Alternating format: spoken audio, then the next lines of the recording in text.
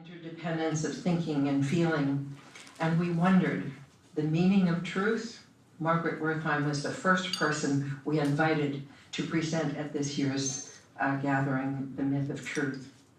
She's the author of 6 books, including The Pearly Gates of Cyberspace, A Field Guide to the Business Card Mender Sponge. I don't think we have time to hear about all of these, but I would love to, so we might have to invite her back to get the lowdown on these other things. Physics on the Fringe, which I do have, and I believe is for sale here. A Field Guide to Hyperbolic Space, an exploration of the intersection of higher geometry and feminine handicraft, which of course is the subject of the workshop that Margaret will lead tomorrow afternoon at 3 o'clock. Margaret has written for the New York Times, the Los Angeles Times, the Washington Post, and many, many others internationally. She is the founder with her twin sister Christine. Oh, I have already said that, sorry. The sisters are also co-creators of the Crochet Coral Reef, which is the largest participatory art and science project in the world. It's been shown internationally as well as at the Andy Warhol Museum, the Smithsonian, and elsewhere. Margaret's Reef TED Talk has been viewed more than 1 million times and translated into 20 languages. One of her books, unfortunately out of print, is about the installation of the Crochet Coral Reef, the book. And this elegant book models many things. First and foremost, it models hyperbolic space, which was previously thought to be impossible to model. So I'll leave it to Margaret to tell you why. It also modeled how feminist art can be, or feminine art can be a moving illustration of what's at risk on our planet as well as a result of climate change and global warming. Margaret, it's a great pleasure to meet you and introduce you to the gathering 2019.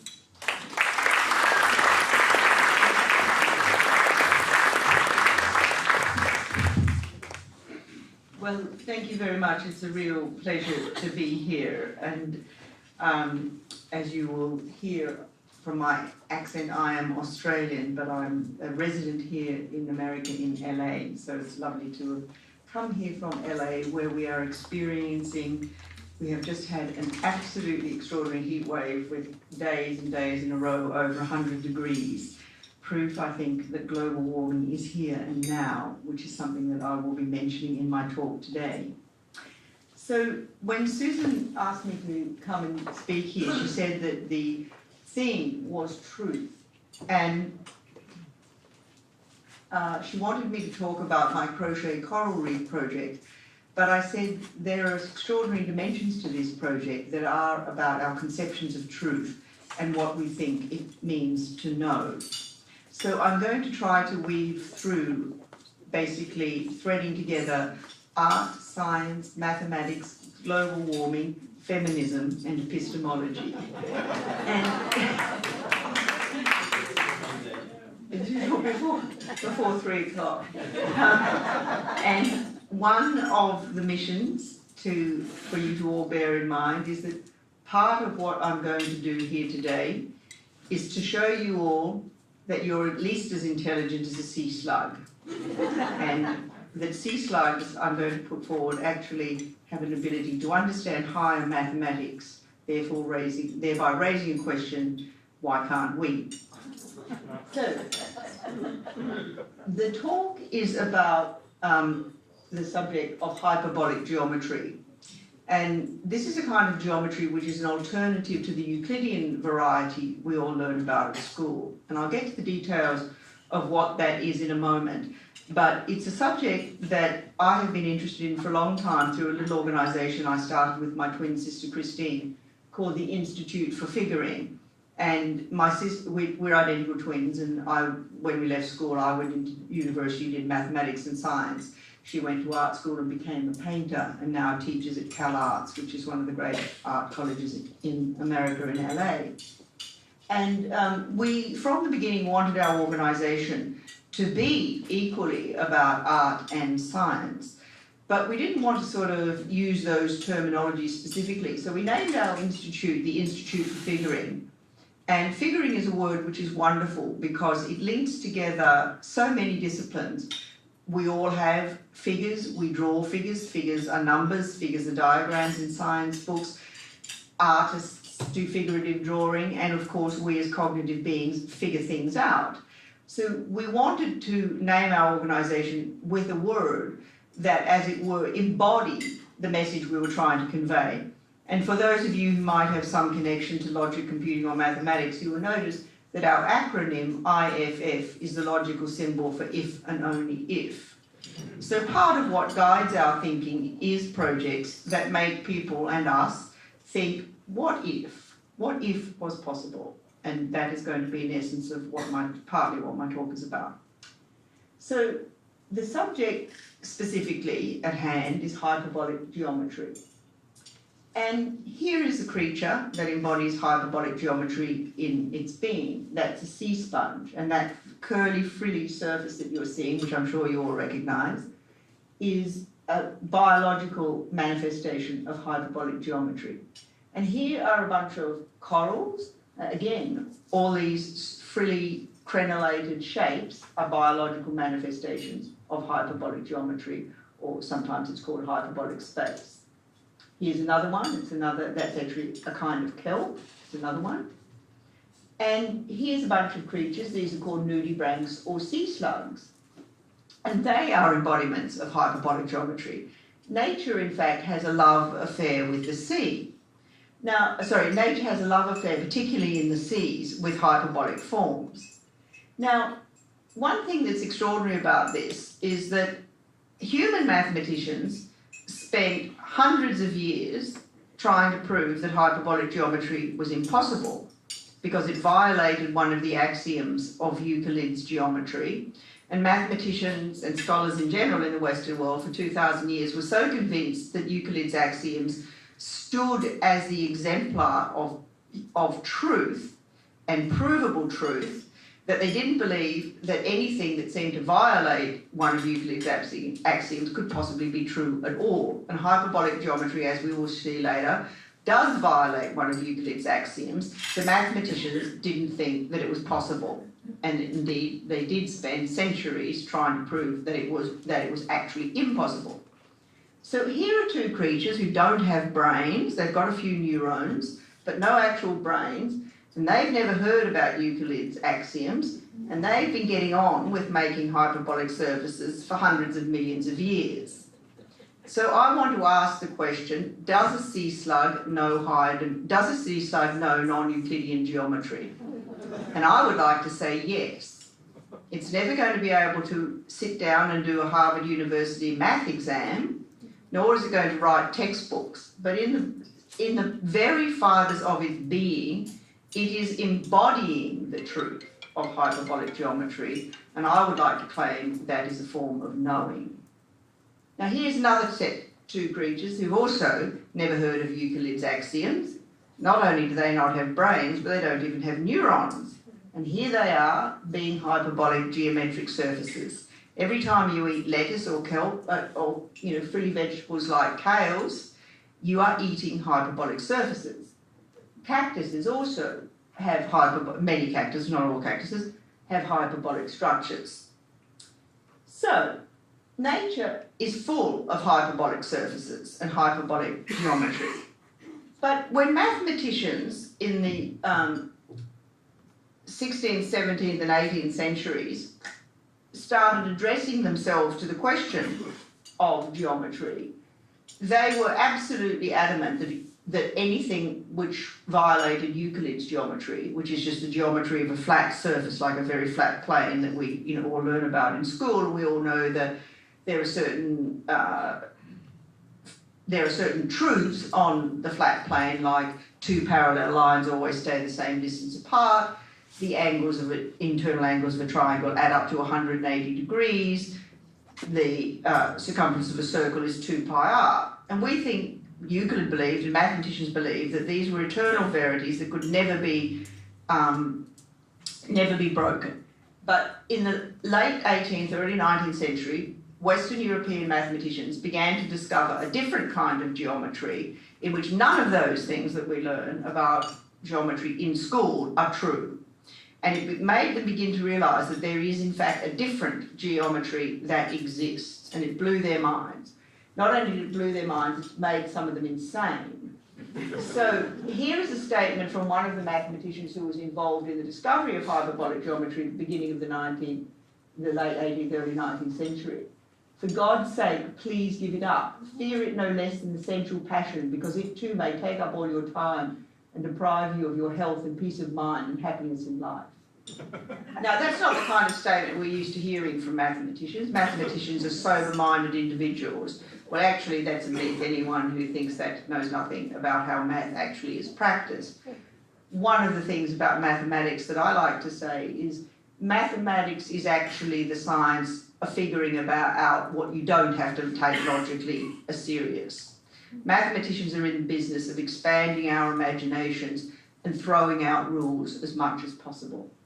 But this rule, throwing out one of Euclid's rules, was a bit much for them, and they nearly went mad until they realised, okay, it is true, we'll accept it. So what is this strange thing called hyperbolic geometry?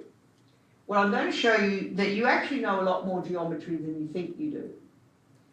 There are three different types of geometry, fundamental geometries. There's Euclidean geometry, which is the geometry that we learn in school. There's spherical geometry, which is the easy way to think about it is think about what you know about the surface of the Earth, a ball. And then there turns out to be this other thing called hyperbolic geometry. Now, there are different ways of looking at what these three geometries are. And one way that mathematicians realised early on is this, that a flat Euclidean plane, Euclidean space, it's flat, it just goes on forever. It's easy to understand that as having zero curvature. But if you think about the surface of the Earth, or think about a beach ball, just a hollow sphere, that's clearly curved. Mathematicians say it's positively curved. So if we have a thing that's zero curvature and another thing that's positive curvature, it sort of makes sense, doesn't it, that there might be something called negative curvature. And that's what hyperbolic geometry is, or hyperbolic space. It's a negative curvature space. It's the geometric equivalent of the negative numbers. So we have zero, positive numbers, and negative numbers. Now, mathematicians for a long time didn't believe in negative numbers either, and then they came to accept them. And so too, they eventually had to accept negative curvature geometry, or negative curvature surfaces. Now, if you're feeling a bit bamboozled, that's good, because you should be. Every mathematician who encountered this for 1,000, 2,000 years was bamboozled. That's why it took so long to come to it. So if you're not feeling bamboozled, then you probably haven't understood something you should be understanding, which is that this stuff isn't trivial.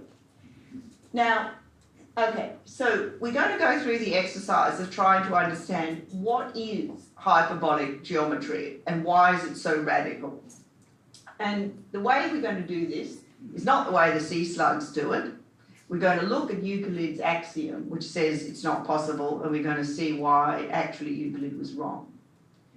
So one way of understanding Euclidean space, and this is one of Euclid's great contributions to the world, is he said, think about straight lines. So we have a straight line, and think about a point outside the line. And we're going to ask the question, how many lines can I draw through that point that never meet this line? And what's the answer? Very good, so you all know a lot. So that line is what we call the parallel line. And Euclid's famous fifth postulate says there can never be a situation where there's more than one line. And that kind of, because we all know that if there was another line, it'd go through it, it'd slope. Now, that kind of intuitively makes sense. It's what we seem to experience. But mathematicians were always bothered by this. It's a pretty complicated statement to make, and they thought, well, if it's true, we should be able to prove it's true. We should be able to prove it from simpler axioms. And there was also another situation that kind of led them to think, well, that might not be entirely true, because I'll show you a situation where it's slightly different. So think about what you know about the surface of the Earth. In fact, get rid of the image of the Earth and just think about a beach ball, a spherical thing that's hollow in the middle. So we're going to take our beach ball and we're going to ask exactly the same question. What if I draw a straight line on my beach ball and I draw a line on my straight line on my beach ball and I draw a point outside the line? And we're going to ask the same question. How many straight lines can I draw through the point that never meet the original line? Well, here we're faced with a problem. What does it mean to talk about a straight line on a curved surface? Now, mathematicians thought about this for a long time and they came to the answer, this very specific answer to this, and that is that a straight line on a curved surface is what's called a great circle, the biggest possible circles, like the equator and the lines of longitude. And the reason that they are the straight lines, as opposed to, say, some little curve that, went up there, is because these lines, they're called geodesics is the general term, when you travel along a geodesic, which is the biggest possible circle on the outside of a sphere, you're always travelling the shortest distance between 2 points. Now, this isn't just an arbitrary mathematical presupposition here. This actually has physical consequences that every single one of you experience in your lives. Does anyone want to guess what it is? Half the people in this room experience this getting here. Yes, flying. So when you see airline routes, say going from, New York to London, they go over the pole, and on a map, they look like they are curved and they're taking a long time. But actually, the airlines have carefully calculated the shortest possible route. And the reason this matters to them is because if they fly the shortest possible route, they save a lot of jet fuel. And it costs the airline industry billions of dollars a year if they don't fly the shortest possible routes. So, geodesics, straight lines on a curved surface. I've now given you the hint, so I'm going to ask you guys to answer the question. Given what we've just discussed, we'll go back to Euclid's question, how many straight lines on this sphere can I draw that go through the point and never meet the original line I've got drawn there? Think about what you know about a globe. No, sorry, this lady has it. None. Do you want to explain why? Any two great circles will intersect in two places. Did everyone hear that? All great circles on the surface of a sphere intersect. So if you think about the equator and the lines of longitude, they all cross one another. So the answer in the case of spherical surface is 0. So this is interesting from a mathematical point of view. Euclid asked a great question, and his answer on a flat surface, which we all learn at school, is 1. But we have this other situation, which is 0. From a mathematics point of view, that's kind of interesting, because the first thing a mathematician would say, well, if I can have 2 answers to the question, perhaps I can have a third. And it turns out there is a third answer. And does anyone want to guess what the third answer is? Just guess.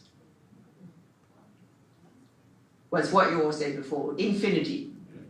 So there exists a space, a geometric space, where this is true. We have a line and we have a point going through, we have a point outside the line, and there are lots and lots and lots of other straight lines that go through that point and never meet this line. In fact, there are an infinite number of them. And this can be proven to be mathematically true. Now, you're all sitting there saying the same thing. You're saying, I'm cheating, because those lines look curved. But I'm not cheating. And does anyone, given the conversation we had about a sphere, does anyone want to suggest why I'm not cheating?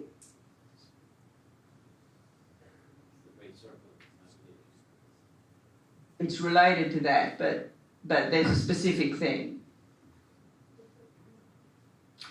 So the reason I'm not cheating is it's the same thing as when I try to project the navigation maps onto a flat surface. Because I'm projecting from a curved surface onto a flat map, it gets distorted. So the lines that are actually straight on the surface of the Earth look curved on a flat map. So it's the same thing here. I'm trying to give you a picture of hyperbolic geometry, which is curved geometry, curved surface, on a flat piece of paper. And the only way that I can represent that is basically by drawing curved lines. But I'm about to prove to you through crochet that this is true. So we can't draw pictures of this, but I can make a crochet surface. It turns out it's very easy to crochet models of hyperbolic geometry. You can't, it's very hard to do it in any other way. It's very hard for mathematicians to deal with it. But I can crochet a hyperbolic geometry surface in which I can stitch Euclid's theorem onto it and prove to you that this is true. So here is a model made in crochet, and it's got these yellow lines stitched on it. And can you also see? So what this shows you, this is this diagram here done in crochet. So I have one line here and another line here outside it, and there are 3 lines that go through it. And all of those lines are straight and none of them intersect with this. And I'm going to prove to you that that is so, because if I take any of the lines, I can fold along it. And that's actually a material physical proof that the most famous proposition in mathematics is wrong.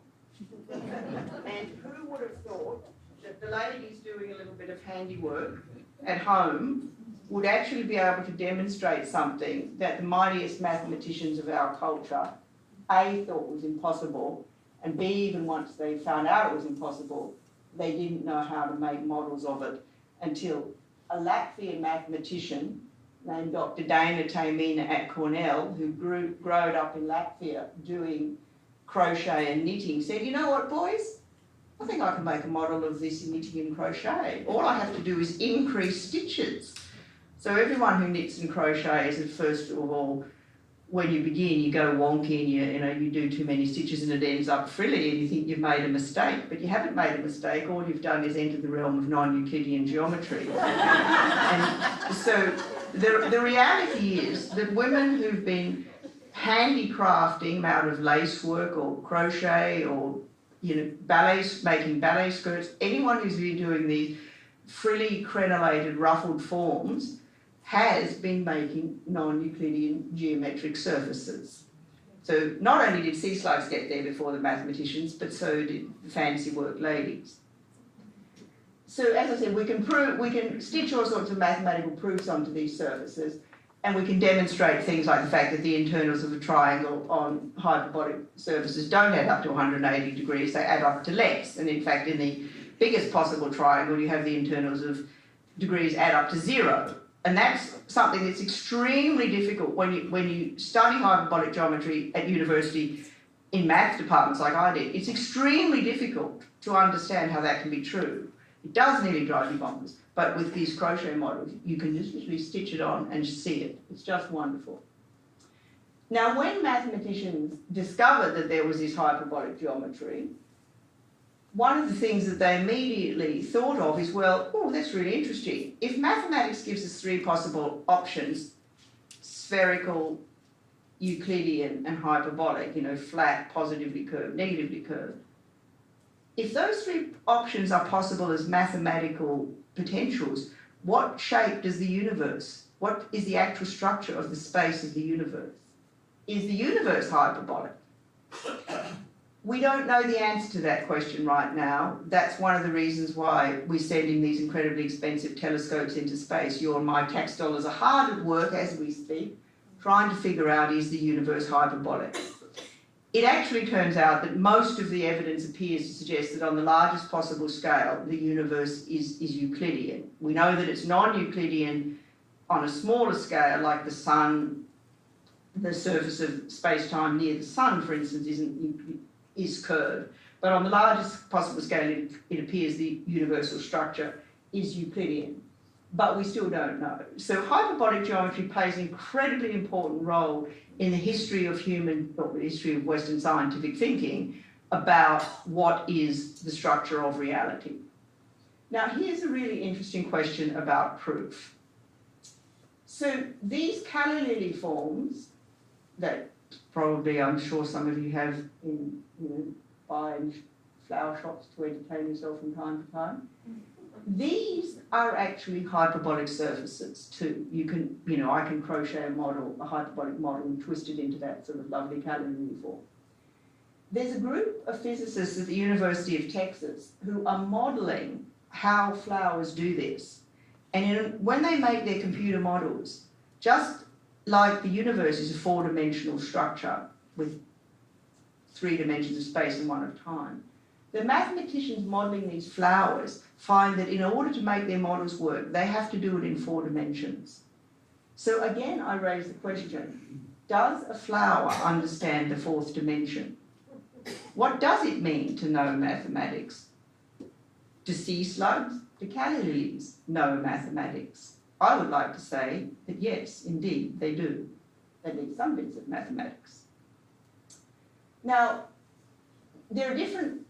I showed you the way of understanding hyperbolic geometry with the parallel lines.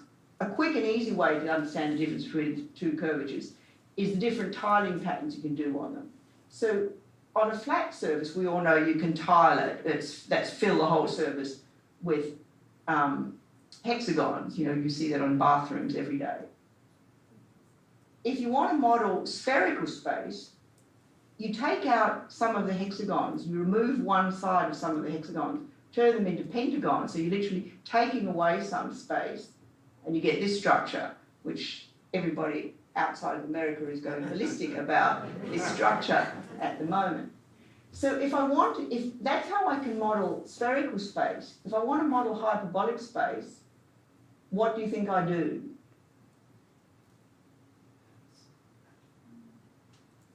Someone want to?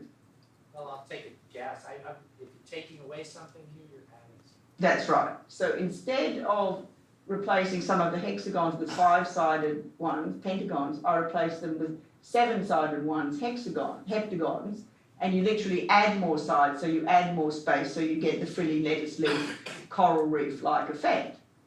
And that's what you get. You can make these models in paper, and for those of you who are coming to the workshop, this is what we're going to do tomorrow.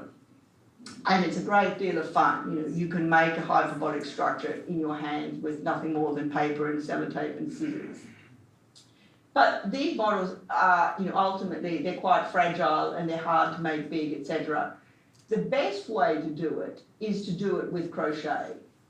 And as I said earlier, anyone can crochet hyperbolic surfaces by simply increasing stitches. So, you crochet 3 stitches, increase 1, crochet 3 stitches, increase 1, and keep doing that, and you get, it starts frilling. And you get these beautiful hyperbolic structures that can be used to teach non-Euclidean geometry in math classes at universities like Cornell, where Dr. Taimina teaches. But there's only so much you can do with the straightforward, mathematically accurate ones. So about 12 years ago now, my sister and we had been playing with these things and making them, and we thought we'd reached the limit of what you could do with the mathematically pure ones. And my sister came home one day with 2 bottles of cheap fizz, that's champagne, and a bunch of sparkly, hairy yarns that she'd bought in Michael's. And we proceeded to spend the evening watching Xena Warrior Princess and getting a bit pissed.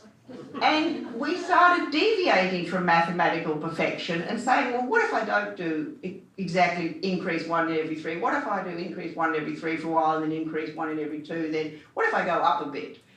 And what we did, in effect, was we broke out of the strict formality of hyperbolic geometry and said we're just going to play with the potential of negative curvature spaces. And they immediately started to look organic, and they began to look like a coral reef. And that's because coral reefs are building these structures, as we saw at the beginning of the talk. And by this stage, we'd watched 3 episodes of Xena Warrior Princess, and we were pretty drunk, and my sister said, The Great Barrier Reef's in trouble. This was 2005, that scientists were just beginning to understand the Great Barrier Reef was disappearing due to climate change. And we grew up in Australia, in Queensland, near the Great Barrier Reef, and Christine said, the Great Barrier Reef's in trouble. Why don't we crochet a coral reef? And if the Great Barrier Reef ever disappears, our crochet coral reef will be something to remember it by. You know, that was a joke in 2005, but it's not a joke anymore. Just last week in Australia, a huge report was released saying, unless we stop putting more CO2 into the air right now, the Great Barrier Reef is going to die out. So we started crocheting coral reef, and we started playing with what we could do by fiddling with the algorithm and not being mathematically perfect. And we started to develop this sort of whole taxonomy of forms. And I put something up on our website, and I invited other people to participate with us in this kind of little project of math and craft and environmentalism. And people from various different parts of the world started sending us hyperbolic things that they'd made up. And what you see is this whole taxonomy of forms began to come into being. It was like this imaginative play practice. We saw a crochet tree of life coming into being. And we were surprised by this, but on reflection we shouldn't have been. Because if you think of it this way, executing a crochet pattern or executing any kind of handicraft pattern, you're following an algorithm. You're following a code. You're doing in handicraft, you're literally making a material instantiation of exactly what's going on in real biology, where you have a DNA code, an algorithmic code, informatic code at the core of life, but it becomes embodied in a material substrate. And the code morphs and changes over time. So, you know, you begin with pond scum, and then you wake up one day and you've got peacocks and giraffes. And the same thing began to happen with our reef project. All of these people, this, you know, wonderful mad housewife in Dallas, and we've had scientists and mathematicians and housewives and teachers participate in this. We've done it in prisons. It's been done in juvenile prisons. We're about to do with another juvenile prison.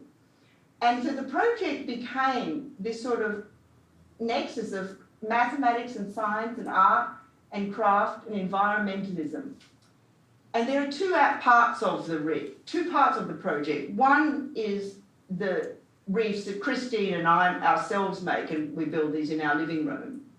And there's about 30 or 40 special contributors around the world, women who are really good crafters, who've contributed to these, to the ones that we make, and we show them in galleries all over the world, like the Hayward Gallery and the Smithsonian. I think we're the only project in the world that can say it's been exhibited both in the Hayward Gallery, which is one of the world's major art collections, and the Smithsonian's Museum of Natural History.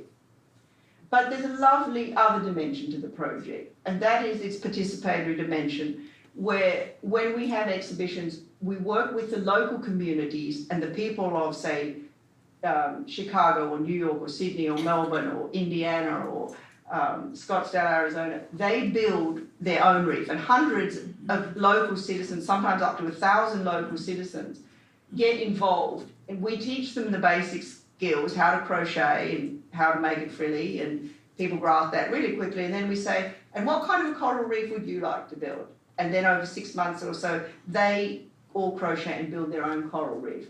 And we've now done it in 12 countries, in 40 plus cities. Over 10,000 people around the world have participated in this, from Australia, you know, UK, Ireland, Germany, Latvia, etc., etc. We even did one in the United Arab Emirates.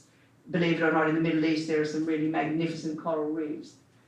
And what's lovely about this is that people from all walks of life have participated, as I said earlier, from scientists and mathematicians to girls in juvenile prisons to housewives. And it's this lovely, lovely project which cuts across class and race lines. And I think that's because handicrafts are something that do cut across these lines.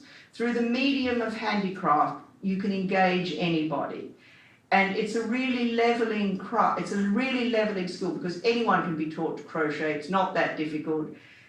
It doesn't matter whether you're, you know, a super rich person living in a mansion with a BMW, the person sitting beside you who's, you know, a poor housewife might actually be by far the superior person, but you can both crochet and participate and contribute your vision of what you think crochet coral will be.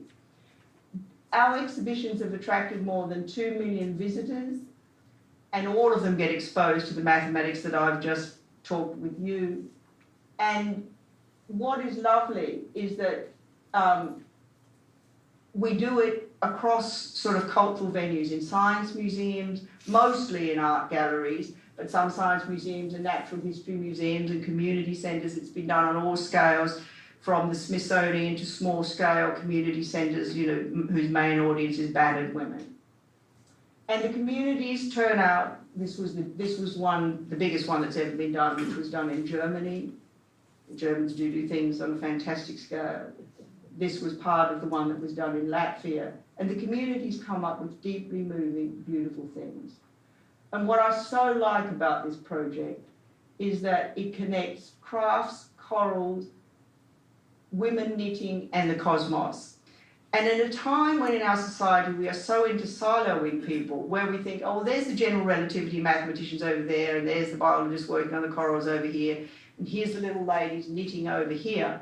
And this project brings them all together and suggests that actually, in the end, there are links between ladies crocheting and the relativity scientists trying to figure out the structure of the universe, and the sea slugs, as I said before, who didn't know there weren't rules, they didn't know there were rules and have been breaking them all along.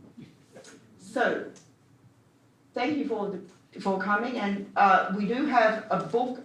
We've produced this beautiful book about the project, which I bought a copy to give to the gathering. Unfortunately, it's just going out of print, but it is a beautiful record of the project over the past decade or so. So I hope we can have some time for some discussions and questions now.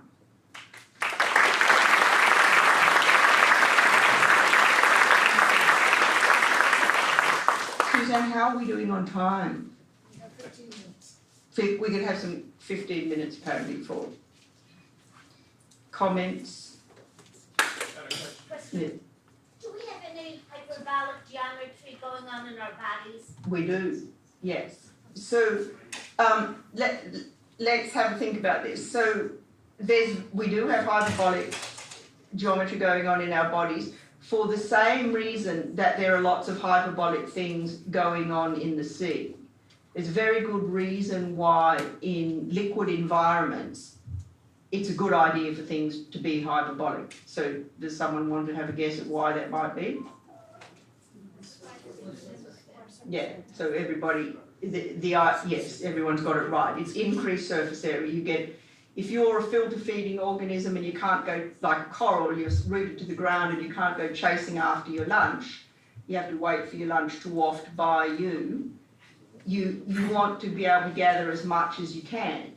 So that's why lots of organisms in the sea are hyperbolic. And also, as we saw with the sea slugs or the nudibranchs, they actually use it for propulsion. So they're lovely sort of the frills that propel them produce a lot of surface area which enable them to propel themselves.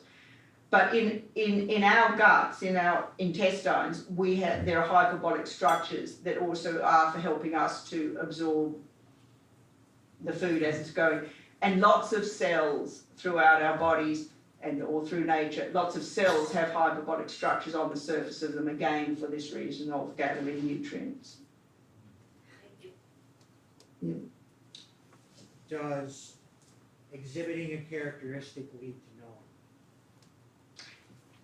That's a good question. So his question is, does exhibiting a characteristic mean to know?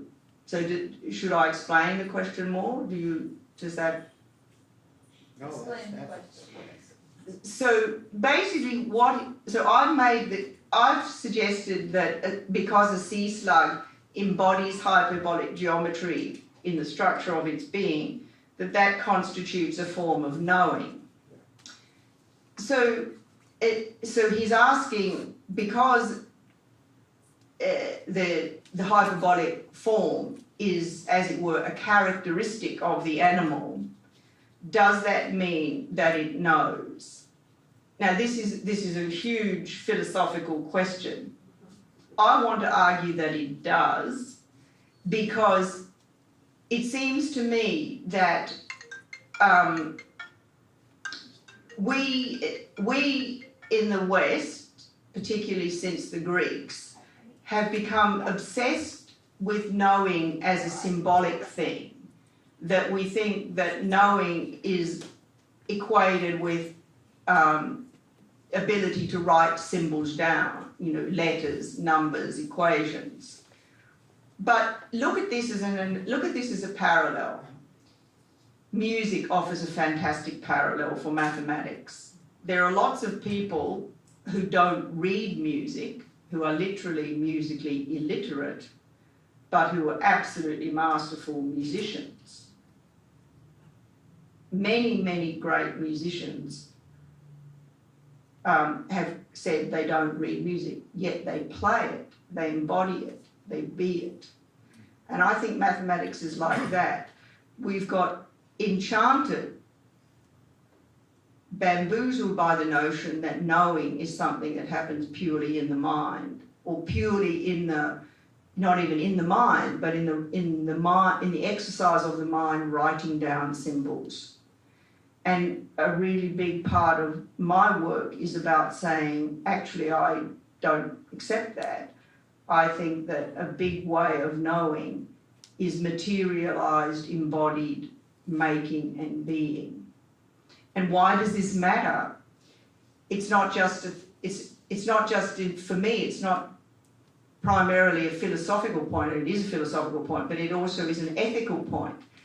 Because if we consider that making and doing and embodying do constitute forms of knowing, then we are forced to recognize that sea slugs are cognizant in some sense beings. Lettuces are mathematically cognizant. And also women who are making highly structured things with all the iterative handicrafts have actually been doing algorithmic mathematical work for hundreds of years. And so I think that this whole point that knowing is symbolizing is a part of Western history that actually needs to be radically refuted. And I know it's contentious and you might say I don't agree with you, but that's okay. When an apple drops from a tree, are you willing to say that it knows gravity? I would, yes. I would, yes. Then I see where we disagree. Yeah. I mean, it can't write down the equations of general relativity, but it's acting with the knowledge in some sense of it. Now, of course, that raises the question, what do you mean by knowledge? But again, I believe that embodied ways of knowing are just as important and just as interesting in their own way as symbolic ways. And it's not a competition of one or the other. I want to argue that we need to value both, because we want the mathematicians and the physicists studying their symbolizing. I mean, without the extremely complicated mathematics of general relativity, our GPS systems wouldn't work. But I don't know how many of you know this, but general relativity is not just an arcane theory that applies to the structure of the universe. Without corrections due to general relativity, GPS positioning would drift about 30 feet a day. So within a week, you wouldn't be able to find that nearest Greek restaurant. And so, we want the mathematicians and physicists doing their symbolizing. And I don't in any way mean to undervalue or undercut that. What I just want to say is that a lot of things in nature, from flowers to corals to electrons to sound waves, are embodying very complex pieces of mathematics, and thus I believe they are participating in the mathematical cognizing of the world. But I expect that, there are people who just say that's a piece of romantic nonsense, but, anything that's not, Western logic is, or linear, that is not about symbolizing has also been denigrated in the Western scientific tradition, and I think it's something we have to fight back against. And I speak as a person who's devoted my whole life to helping people understand science. I have an observation. As an engineer, I've always considered the difference between engineering and science. The engineer will deal with anything that can be made and will sell. Mm-hmm. The scientist has theories about how that works, but the engineer doesn't care. Yeah. Well, I have a friend who's a very high-tech engineer at Caltech, and he totally agrees with you. He says a great thing. He says, you know, physicists come along and they say, the plane wing works like this and the theory makes the plane stay up. And he said, you know, in the engineering department, we don't care because in the end, we were the ones who've got to make sure it doesn't crash out of the sky. And he said, you know, when you actually get to making sure the thing doesn't crash out of the sky, all of the physicists' theories are basically beautiful approximations. When it really comes down to it, that it doesn't really work in that absolute theoretical sense. And that's fair, you know, and I think that's a really good thing to bear in mind, is that our mathematical theories about the world are incredibly beautiful and incredibly useful, but they are in the end descriptions, and those descriptions break down. And I think one way of looking at it is that mathematics is a kind of poetry. It's a poetics that's written in the language of numbers, but like all poetry, it's fantastic in certain descriptive ways, but it's not totalizing, and no poem could be totalizing, and no mathematical poem, no matter how great it is, can be totalizing either.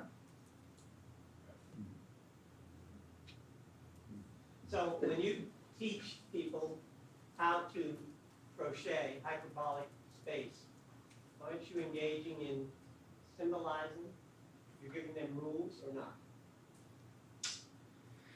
Well, it's certainly true. I go through the symbolizing with them, as I've shown you, but then when you actually do it, you can put all that out of your mind. But you're following those rules as you do it. Well, you have the rules that, I mean, the basic rule of crocheting is crochet in, stitches increase 1.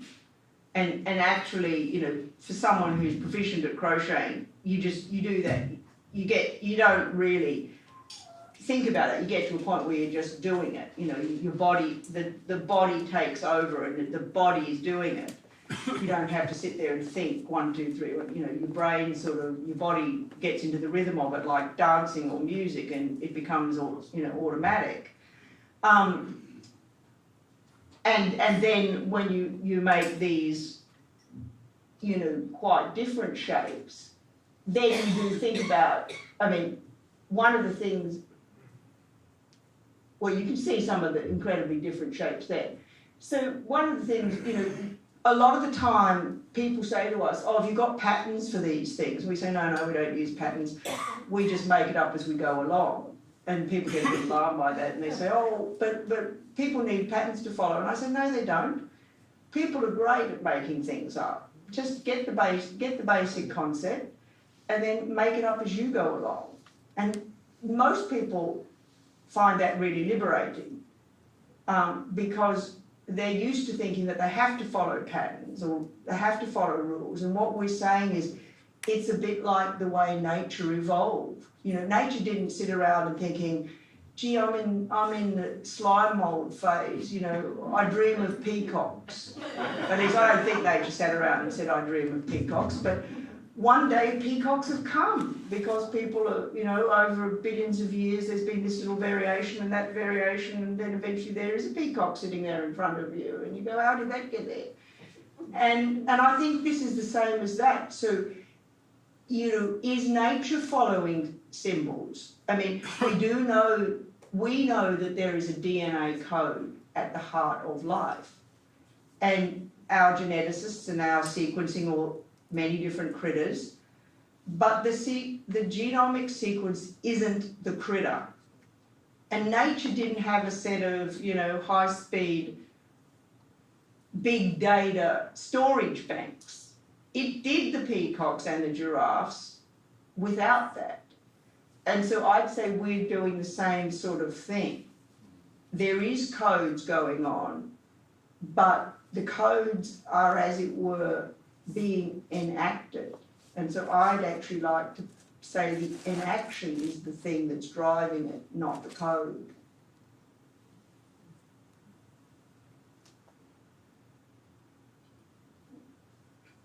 If you watch LeBron James take off from the foul line, twist in the air between there and the basket, switch from his right hand to his left, and dunk it over his head, I think everybody would want to say he knows how to do that. But could he draw a graph of it? Of course not. Could he tell you the physics of it? Of course not. So I like your idea of embodied knowledge, and it seems analogous to what the coral is doing. Of course, in some sense, it bodily knows, what it's doing. And the history of philosophy, that's what William James was saying. If it works, it's true. So if you can make it work, then you, in some sense, know it, and in some meaningful sense, Does the ballet dancer know how to? Of course she knows how to do that. Did she tell you? Of course not.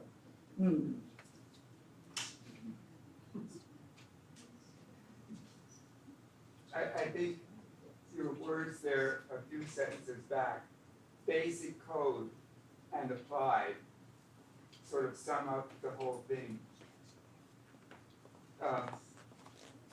Single crochet increase, single crochet increase, and applying that just repeatedly. I think the sense of the repeating, the applied, and the basic code. Very simple basic code that we applied, and it's a mathematical code. 2 increases, or 1 single crochet to 1 increase, or 2 single crochets, or whatever. And there's something in the brain that, when my mother was in a nursing home, she used to complain when I came in because when she was crocheting, she would forget how to go across and she wanted to turn and back. She would start here, do a couple stitches, crochet again and do a couple stitches. That's something that's internal that I have a piece of crochet that my mother did in my car, and she died about 26. I can't do math.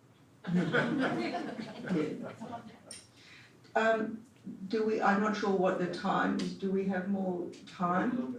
Oh, First, I want to thank and you. then there's someone up there. I want to thank you so much for this.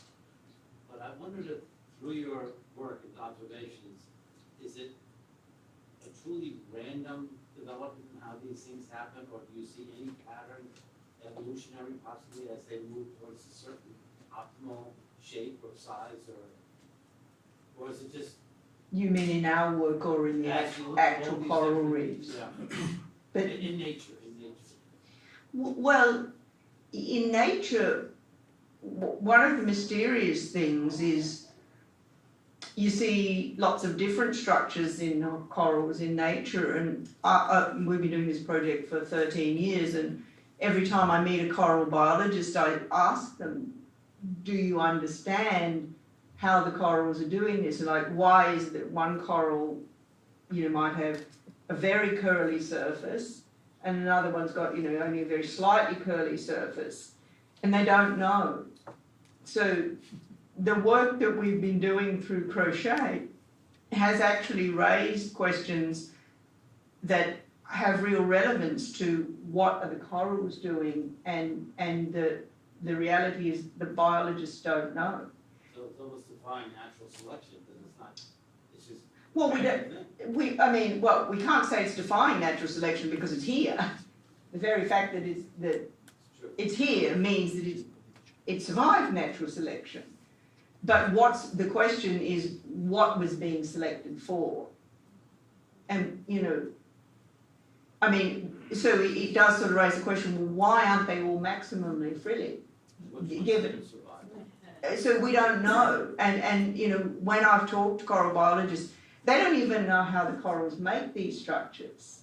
Like, I know how to make that, but what mechanism is making, what biological mechanism is making the corals do this? We don't know. I mean, that's been one of the really great surprises to me about the project, is how much apparently basic science is just not known. I suspect before your work, they didn't even ask the question.